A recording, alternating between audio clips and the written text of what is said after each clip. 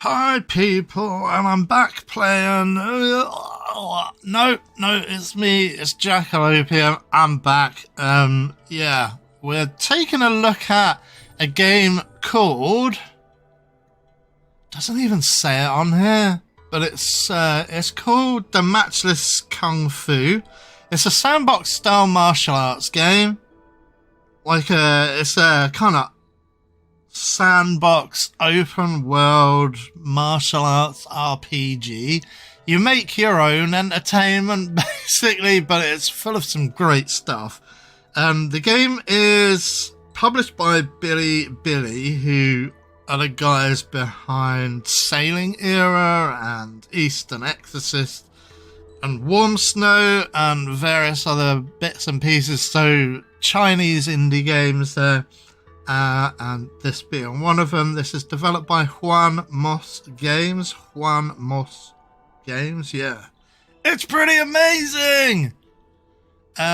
This is my current character. I say current because there is like a rebirth system. I mean, I guess it's like what would you call it? Like a roguelike or roguelite style game where once your character dies, you then it's basically like karma. You're just reborn as another guy.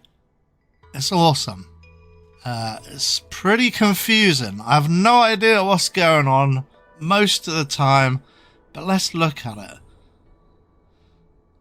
I think we enter the Great World. I believe entering the mini world is like a kind of pocket dimension, which you can go and run around in. So yeah, this is me. This is my current party as well. And you can hire guys to join your party. They're all like kind of procedurally generated. However, there is a kind of easier or at least cheaper way to get a decent party of people. And that's to hire animals. And look who I've got. I've got like a horse who I can ride about on. I've got a great big kind of spirit dog of some kind. And a great monkey. Yeah, Monkey Dongmei. So he's in my party. Hey, what? I can ride around on the monkey. That's amazing. But most of the times I do want to be riding around on my horse. You get some really fast speeds out of the horse, but it's up to you. I mean, you know, you can go and tame up a bunch of animals, and that's what I'm aiming to do. But yeah, what is it? What is going on here? What exactly is going on? Right, this is a sandbox, like I say. We can chop down the pine tree. We can go and mine. Or we can go over to like my current kind of living area. And this is my basic kind of living area. Basically what I've got here, you can choose very early on at what point you want to be known as a something or other. Like a woodcutter or a miner or a farmer. I chose farmer just because I thought, you know, it would be easier to get hold of food if I were a farmer. And as you can see here, you get given a couple of kind of free farm plots. And then I've crafted another 2 farm plots after that. So we've only got 8 hours until these all ripen up, and then at that stage they can be harvested. Basically everything here is crafted by me. So if you hit the Z key, you can craft. So simple traps is what you use to capture like animals. Fencing for livestock, I guess, although I've not seen livestock. There's the bonfire, which you can cook on, and things like crates, a bed, even a shack. And there's also kind of businesses you can open as well. The first of which being a bar for 4.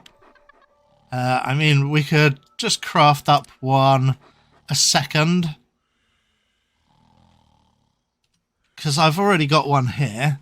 And then basically you would hit your B key, and that's your backpack. It's in contraption. So yeah, bar for 4. We want to place it down. We want to place it down there. That'll be great. Near the other one. And then you fill it up with things that you've cooked. So open business. If you hit view, you can then start putting in all of your, say, this cooked meat. And here's one that I've opened already.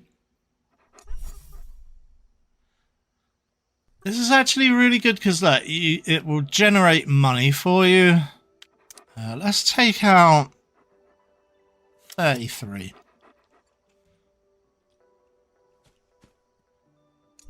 And then I want to keep hold of 3. So let's stick in 30. And then you can attract people to your bar. This is now like a bar area. So people can then start purchasing the items in here. The problem is booze. For me, I've not found a decent way of making booze just yet. Booze is a pretty good money maker, obviously, for a bar. But then you would click on your bonfire, cooking, and then you'd need to purchase a bunch of recipes. We need to look at craft and 5 stacks. I want to. There's a heat and a cold system. 5 stacks of cold. 5 stacks of heat to gain 5. Yeah, I have no idea. But we would need 8 plums, which I don't have. I don't know where to get plums from. Yeah, I don't think I want to generate 5 stacks of heat. Or do I? How do you combat?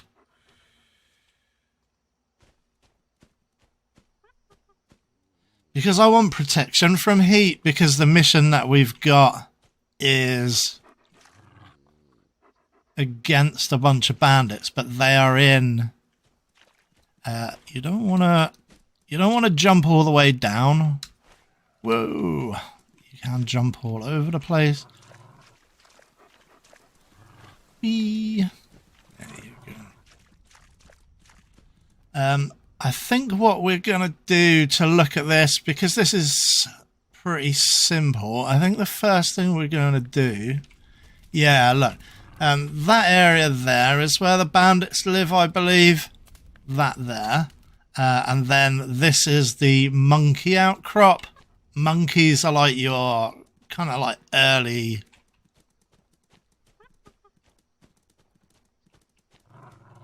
Oh, there's somebody else.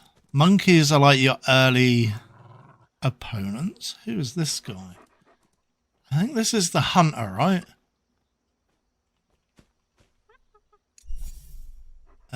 Who is he? He is, yeah, he's a hunter. He's sociable.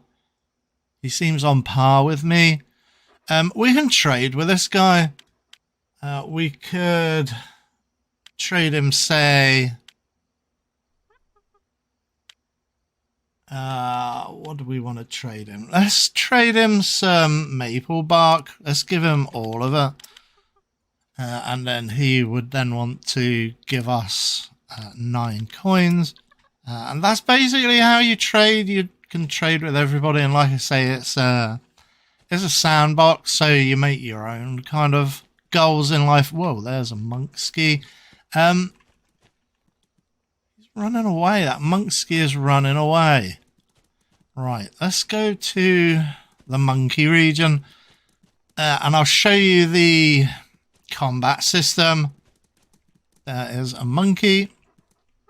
And he's running away as well. You've got to be a bit quick with these monkeys because they all...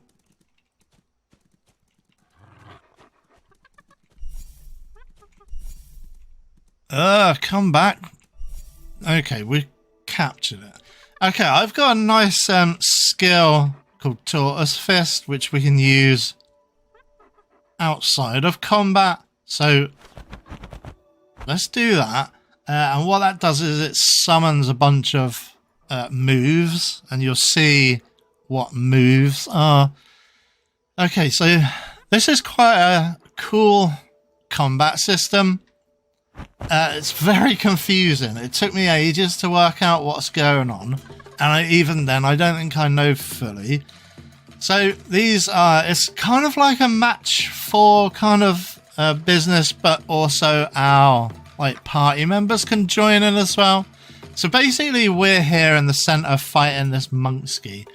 Basically the monkey is going to throw out to us 3 kick moves and 2 fist moves. So we need to match up the fist moves, 2 fist moves and 3 foot moves. So I can see fist straight away. I can also see 1 foot there. Kick moves, yeah, and then there are other types of moves like palm moves, weapon moves, things like that. I am no good at kicking, however, which is terrible. We also want to keep in mind that after we've blocked everything, we want to get through a few hits of our own. What we want to aim for is matching up or fulfilling these orders. So if we get through 2 palm strikes and a foot strike, we would get a face slap. So yeah, that's a thing. Or I've even like mimicked a move from a monkey because of course you know that Kung Fu is basically kind of like animal styles, you know, like snake style, crane style, you know, snake in eagle shadow and things like that. If you know anything about, you know, real world Kung Fu, or even like the only thing I know is, you know, like HK movies, you know, like Jackie Chan and Sammo Hung.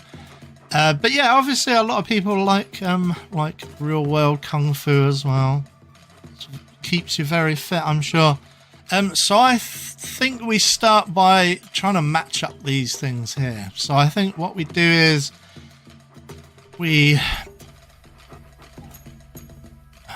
now this is kind of no good because as it shows on the left hand side, this guy has managed to get 3 hits, 3 kicks through to us. So however, this has opened up both a golden shield and our tortoise fist. Now that's good. I mean, taking some, letting some of the hits through isn't the end of the world. We could do without it happening, but as you can see, there are the 3 kick moves that have gone through. Let's see if there's anything more we can do. So we can do a kick move. Hey, that didn't do anything. What about if we start at the kick move? Okay, that goes through.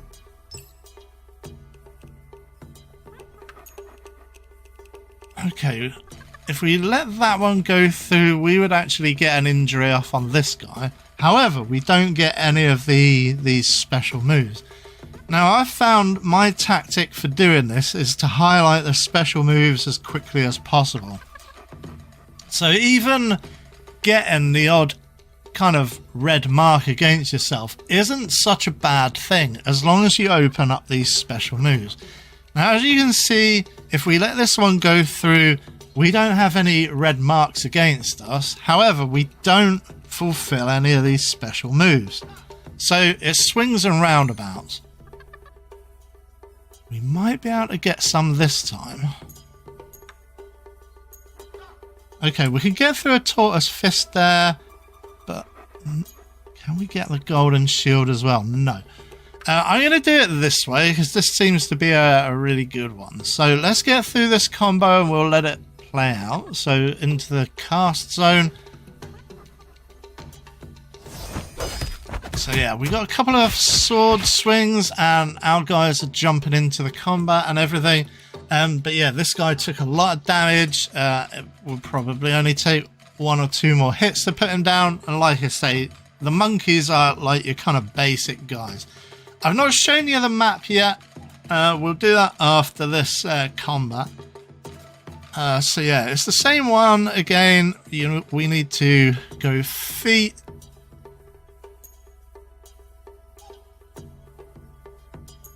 Okay, so we could also put through. There you go. And it does look like we could get 2 red marks and it will lead us to highlight. Although, didn't we highlight Tortoise Fist anyway?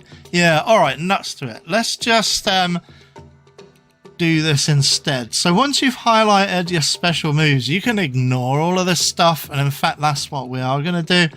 I'm going to just push through a Tortoise Fist. And look, we got the same kind of predicted result. This is a predicted result. So you can see the cross comes out. In fact, everything's a cross. So let's just finish this as quickly as possible. And there you go. There's your special move. And you put down the monkey. And we get a little bit of skill experience. So let's loot this monkey. This monkski. He's got a bunch of monkski meat and a bunch of monkey poop. So you can actually sell the monkey poop. And you can even eat the monkey poop and it will level up your skills in a certain way. We're not going to worry about that. We're going to use our Tortoise Fist. We'll start the battle. Oh no, it doesn't. Okay, I'm too skillful for this. I mean, I've not done too much. I've basically just learned how to beat up monkskis and that's about it. There is more to do, obviously. So it's the same basic set of moves that this monkski casts against us. No. I do like the weapons though, because you can get through a bunch of. There you go. We'll get rid of that. So yeah, we'll let 1 foot get through there. Yeah, I am not skilled at all. I need to train up my... and look, we've highlighted the Tortoise Fist, so...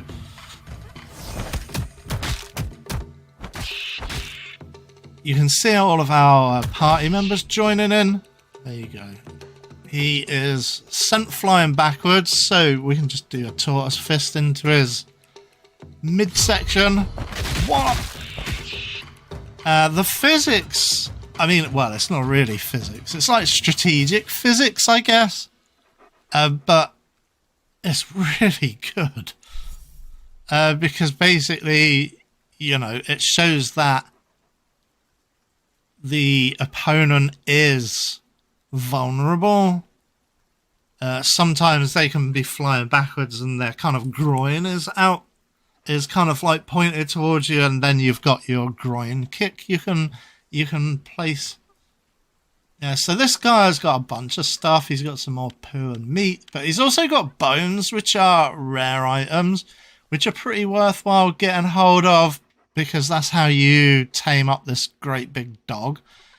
We could get a second or even a third great big dog. I don't know exactly how many followers you can have max. I mean, obviously our party is 4 strong at the moment. Let's just take all of that. And we'll go further up the mountain. We can chop down again. We can chop down these trees. You will get faster at chopping as well. It is best to kind of use and abuse the karma system. And there's like a monkey hunter who we ran into earlier, who we can trade with. But I mean, you can fight him if you want. You can fight anybody if you want. Monkski, let's do it. Let's use a tortoise fist. I think we are completely over leveled. It's just far too easy and we're not getting really enough XP out of this. However, I do like getting the monkey meat because that's why I sell in my bar. What? People love eating the old monkey meat.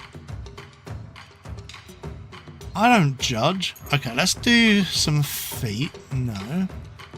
Alright, let's... Ooh, no. Alright, let's get rid of the fists. And yeah, the feet go through. There. We've got some feet, which we can block off. So we're actually getting some of our own moves through ourselves.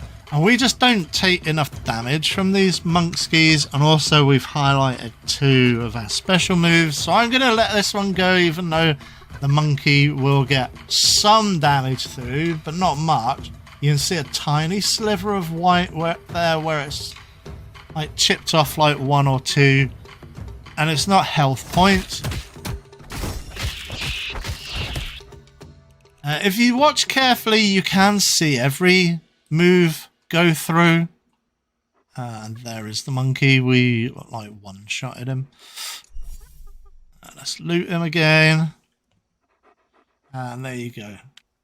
Monkey's wine I want to collect as well because that's good for the bar as well. That sells. Again, it's going to take you a couple of playthroughs. Like your playthroughs are usually pretty short in the beginning, as you're just kind of like trying to build up the kind of karma system. And yeah, you can see, actually, yeah, we can go back to, whoa, so each one of these actually has a different set of, that's interesting, has a different set of counters. Awesome. So yeah, that's why we've got 15 fist move counters, but only 7 feet counters. And then, yeah, you don't even see too many weapon moves there because I've only got like 1. Skill level 1 at weapons. Oh god, that's the doomsday whistle. But I'm going to carry on because like these early ones are like crazy. But yeah, let's look at the map. And basically, yes, you put down tiles. So this is a tile. You can see the outlines here. This tile here is Monkey Hill. And like I say, if there is a choice, you want to try and get Monkey Hill out as early as possible. I believe they are kind of semi-randomized. However, there are some that you can force to come out. Some tiles you can force to come out by playing through and doing like various tutorial tasks. So you'd probably want to get out Skyland Village. This is where you come in, so it's just completely plain, 6-mile long thing. Like there's nothing here. There's just some like poor mines, some licorice and some trees. I've got some business to come down here and take out these bandits. The task here is to destroy all facilities, so all 4 of these bandit camps. So yeah, I would recommend getting out Skyland Village and Monkey Hill as soon as possible. We've also got Maple Manor, which is like a massive doctor's clinic. So that's pretty good. That's probably where we can learn some good doctor skills. Clearwave Lock I've not been to yet, but that's like a bunch of fishing spots by the look of it, a bunch of grass spots, and an enlightenment stone. I believe every tile, or almost every tile, has like a kind of secret chest or whatever. This one here being, as you can see on the left-hand side, the Enlightenment Stone. I believe that is the secret. I found the secret on the monkey. I found the secret on the Monkey Hill tile, and I found the secret on the Skyland Village tile, so it no longer shows the secret. I believe that was a sword. I can't even remember what it was. And then this one was like a move. But yeah, each tile has like one big. This one here, I might even have done this one. But I've died here before because, as you can see, it says it's called the Lava Quarry. And as you can see on the card, it shows lava heat 5. So that means you take 5 heat damage every tick. So we need to negate the lava damage before we can get in there. And then there's another bandit lair down here that I've not been to either. However, I've chosen to put some of these like larger tiles to the north here. So this is the first sect that we've encountered in the game. This is the beast sect, I believe, but I've not even been here yet. And this is the first city in the game. This is Danae, the Forbidden City. And Mount Millibeast, which is the multi-beast palace. That's like the sect. Yeah, I just love this combat system. It took me a while to work out what was going on. Like, it is just so kind of impressionistic or expressionistic or whatever you would call this style. Can you? Yeah, you can actually scroll around to view the action better.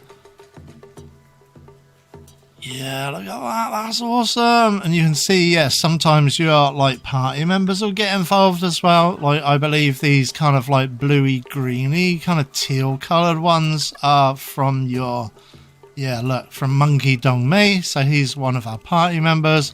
Dog Liu Hei, who's one of our party members. Yeah, dogs are pretty scary because they've got a weapon. They've got weapon counters, so you'd need to, before you even attack a dog in the open world, you'd probably would want to get yourself a weapon of some kind. Again, there's a few different ways, and I won't say about them here, but maybe we'll look into that in a later episode. I've got to keep some of the secrets, haven't I? Okay, so we are going to let through 3 kick moves. However, we are going to get our tortoise fist straight away. I believe we might even put this guy down. But we've managed to put through all of that damage. And then, yeah, you can see it all play out. You can see our party members joining in. There is so much to do. Like I say, it's a sandbox. It's pretty packed with stuff to do. I really enjoy it, so I hope I get to play a lot of this on the channel. But yeah, it's ultimately up to you though. So yeah, if you do like it, please leave a like, comment and subscribe.